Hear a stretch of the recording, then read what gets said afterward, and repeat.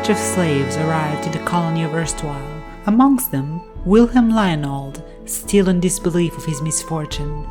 How did I end up in a slave colony? He wondered to himself. Weary and dejected, Wilhelm caught wind of the fact there is a tour given to the new convicts of the city. Helplessly, he got up and began following the rest of them. The advice for the new convicts given by the lady tour guide was to keep their heads down, work hard, and fulfill their quotas. Apparently, their job was to mine a special mineral called vividium. "What happens if we don't make our quota?" asked the convict. The answer to that was the same answer the convicts were going to hear over and over again throughout their lives in erstwhile. If you don't make your quota, you are hanged. This is Eminence, and this is what happens when actions have true consequences.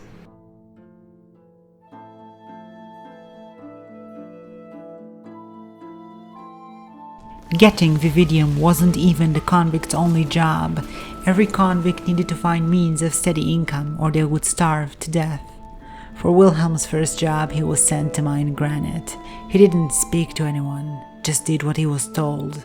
Wilhelm asked for directions from another convict where to put the granite down that he was carrying. He also dared to ask the man his name, Aitor, who at that gave Wilhelm a friendly warning that the enforcers will stockade him for slacking on the job, and both of them for loitering. Wilhelm, acknowledging it, carried on. Wilhelm, after a long voyage, tied up in a vomit-infested ship with rotten food, after being told that his only job was to mine granite and find vividium, finally broke down.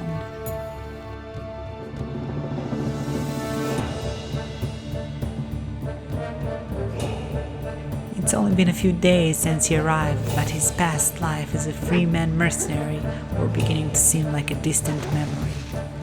"Hell's happened?" asked Aitor. "I'll tell you what happened," looked up Wilhelm, who suddenly looked at Aitor with a mad look in his eyes and grabbed a slab of granite, approaching him. "Look, I wasn't joking when I said the enforcers will lock the lot of us up," he said. Wilhelm then threw a slab of granite at the unsuspecting Aitor.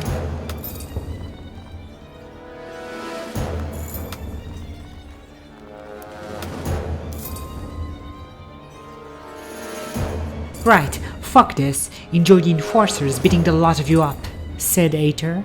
"Fucking orebrain dolt," he added, and left the scene. Wilhelm sat down. The pitiful looks, the mocking laughter of the hen.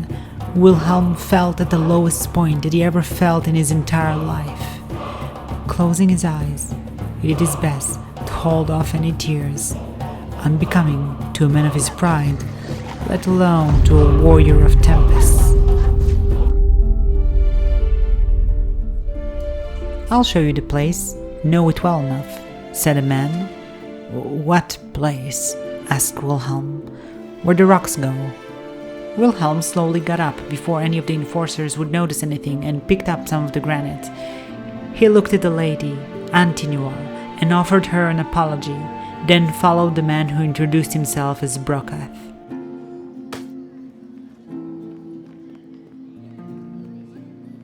As they laid the granite in its destination, they bonded over the nature of their misery, but also of what's still worth fighting for.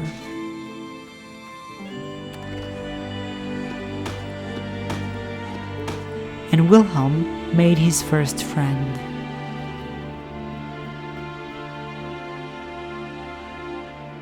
The next day, Wilhelm met Aitor again. He has been wanting to apologize for the day before, but his apology was cut short when a guard showed up and demanded to see their vividium papers, to see whether they met their quota. Wilhelm did not, and neither did Aitor.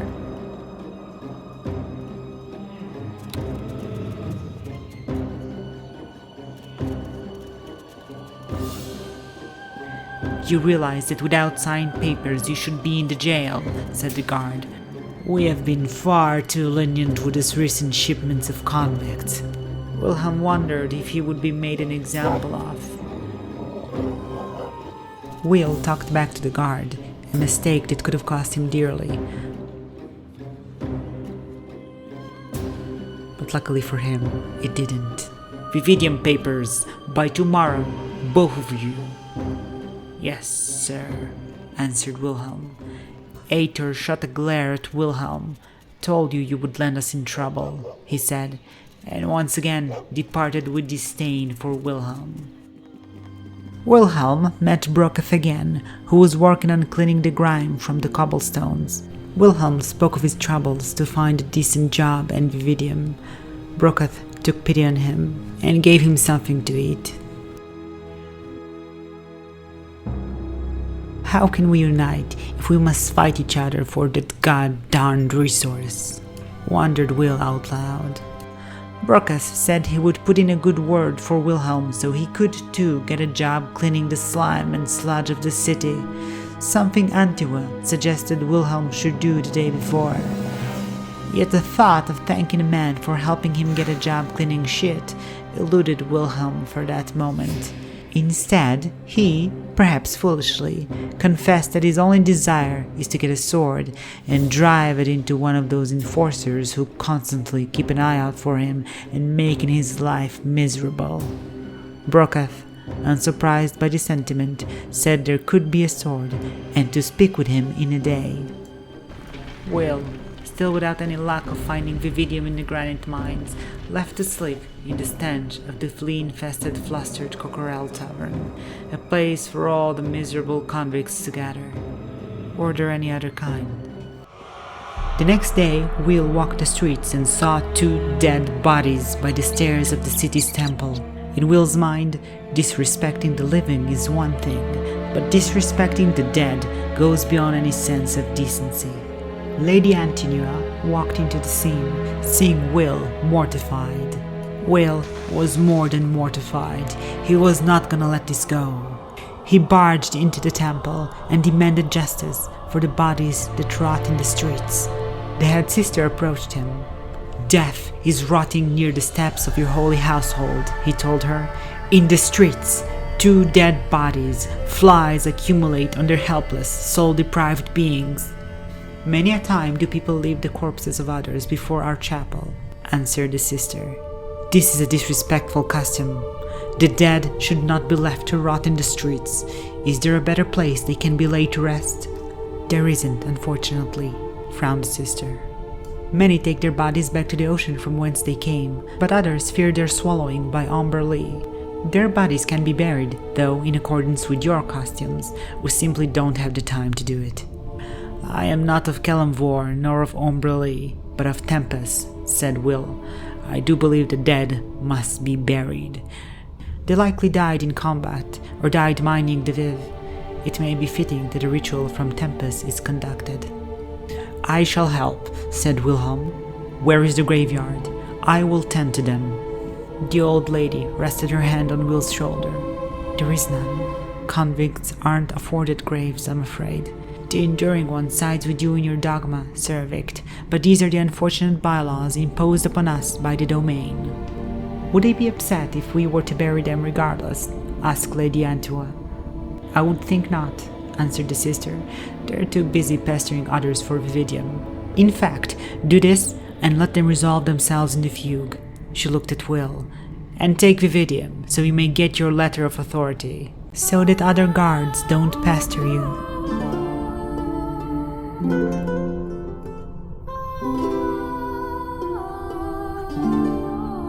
As Antinua left the temple to approach one of the bodies, Will stopped her, telling her it's not a fitting task for a lady.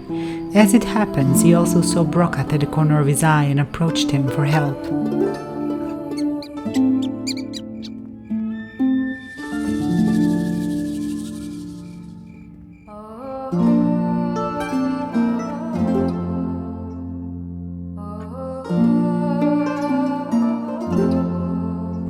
Though Brokath was weary from his day, Wilhelm did not give up. "Come, do justice to the poor souls, and then you shall have a worthy rest, for you have done goodness on this earth, even upon this land of misery and ruins."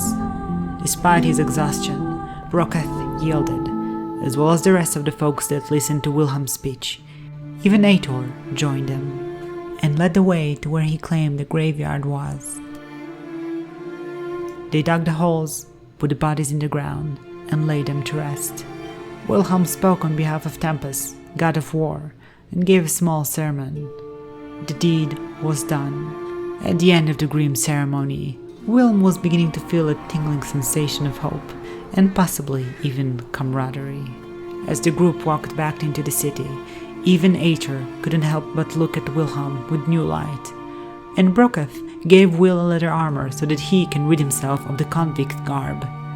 It was a good day for Wilhelm, who was starting to see that you can find a sense of decency and pride despite living as a convict.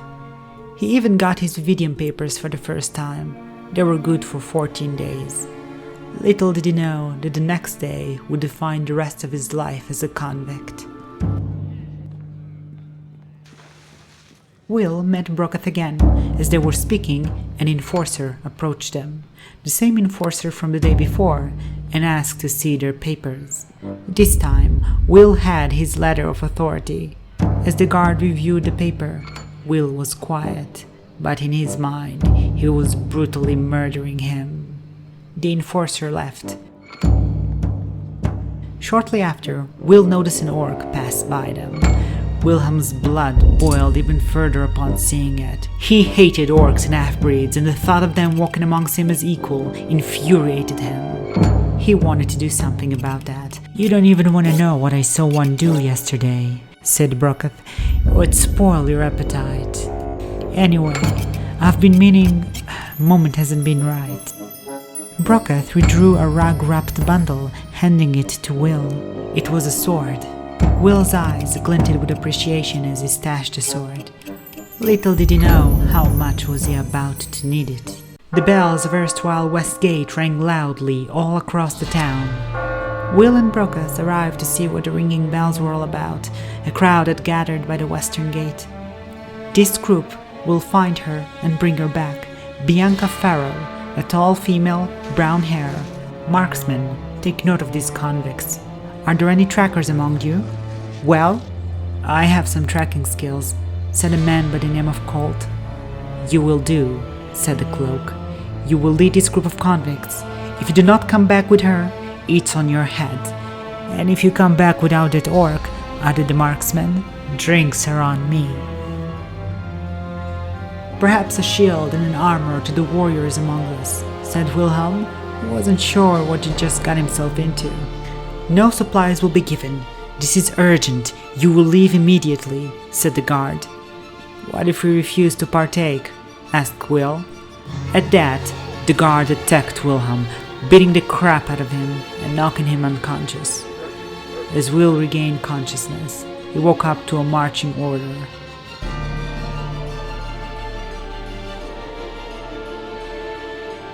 "Don't ask," he said to Brokath as he caught up with the group with new bruises on his face. Some thought Will has been beaten to death and were relieved to see he's still alive. The search for Bianca had begun. As a former mercenary, Will wasn't used to do such tasks for free, but he didn't mind that all that much. What really bothered him was the presence of the orc with them, named Ugg. As the group spotted the woman and chased her, they managed to corner her near a chasm. "Stop!" she yelled. "I will jump!" Ugg tried to stop her, but at that, she fell into the pit. "What did you do?" screamed Will at Ugg. "You pushed her down!" yelled Colt. "You half-breed fool!" said Will. "We have to go down there and find her," said Colt. The group descended into the chasm. The place was infested with vermins, very large vermins. Brokath's sword came in very handy. Eventually, they found her body, and she had a swollen belly. It was becoming clear that Bianca was with child. Throughout the journey back, the grim group walked back to erstwhile. Tension was in the air. It was clear that someone had to pay for her death. The body of Bianca was placed on the ground near cloaked area. "Fools!" she yelled at them. "She jumped," said Colt. "You let her die!" "She jumped," said Ugg. Then one of the convicts stepped forward. Orc blood in his primitive rage kicked her, screaming to her doom, said a man. "Oh, sir." "Shut with your lies, there was no pushing," said Ponder, a halfling and a friend of Ugg. "This is what happens when you let an orc blood roam free. Death follows orc blood," he added. "Silence! You," she pointed at Usher. "Tell me, now!" "We cornered her near a cliff," she was screaming to stop, but then the orc blood jumped her, legs kicking wildly, and she fell down, screaming for her life. Some called Usher a liar, others agreed with him. "Ugg saved me life once before," said Ponder. "I won't let this snake throw him under for his own sake." "So which is it?" she asked. "Someone needs to pay for this, Colt or the orc." Will stepped in. "The man Colt led us well, he is of no fault. 'Twas the orc blood, madame. Orc bloods are good for mining, not for this." The marksman approached Ugg from behind. "You're going to swing, I swear it." "So he did push her?" she asked. "He did." Will nodded, and then stared at Ugg. "You have no place among men," he told him. Ugg was immediately shackled and kicked in the back. "Move!" "What will you do to him?" Colt asked. "Awaiting sentence, most likely execution," came the answer. The convicts began arguing with each other, some in support of Ugg, while others vilified him and all the orcs. Wilhelm ran after the guard. "Ma'am, if he's executed, I wish to watch. We should all watch," he said. "It will be a public execution," he was assured. Wilhelm came back to a crowd of bickering convicts. "This lying sack of shite just got Ugg thrown into jail, awaiting execution," said a woman, Gwen, distraught by the ongoings. "It is amusing you would call me a liar when you were not at the scene," answered Osser. The bells of erstwhile rang loudly, calling for the execution of Ugg. The convicts stopped bickering and walked to the execution site. "For what it's worth, Gwen," said Colt. "Osser only lied about the kick. The rest was true." "Not everyone backs up your story either, Colt," the woman answered. "So now Colt is a liar too?" asked Osser. "Maybe. Either way, an innocent man dies today," she said. "A convict dies today," said Osser. "Murder, murder," cried the parrot. Ugg was behind bars. Some said their goodbyes to him, even proclaiming that he saved many lives. "Silence!" yelled the cloak as his higher-ranked officer approached, the silver cloak. "Hear all, hear all.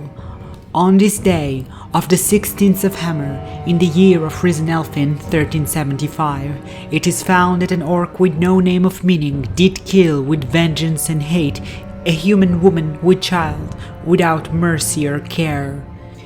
Is there any before me that would speak for this orc, and be told, and know this, any whom should cast a lie in the shadow of Omar Chastil shall be struck with his might, I swear by my sword.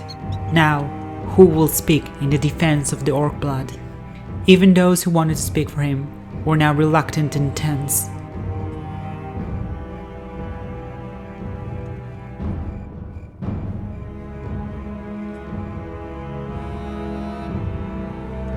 "Speak in the shadow of Omar. Let him judge your truth as is the word." Some of the convicts made their speeches in defense of Ugg's character. Colt insisted that the orc tried to save her.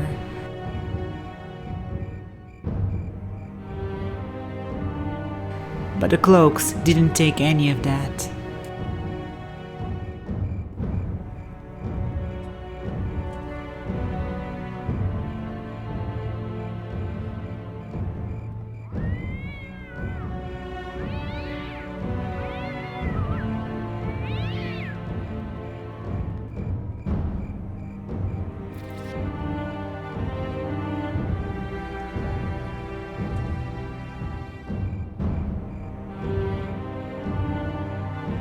Whatever the convicts spoke, the silver cloak did not respond to them. Instead, he walked to the statue of Omar Chastil and spoke with him.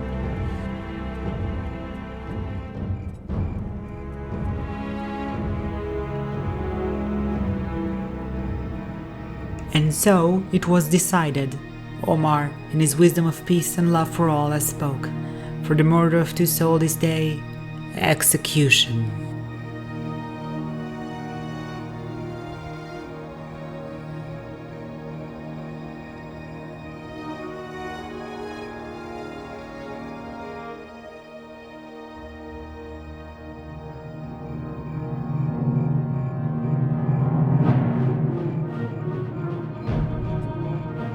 Ag, forced to his knees, was executed.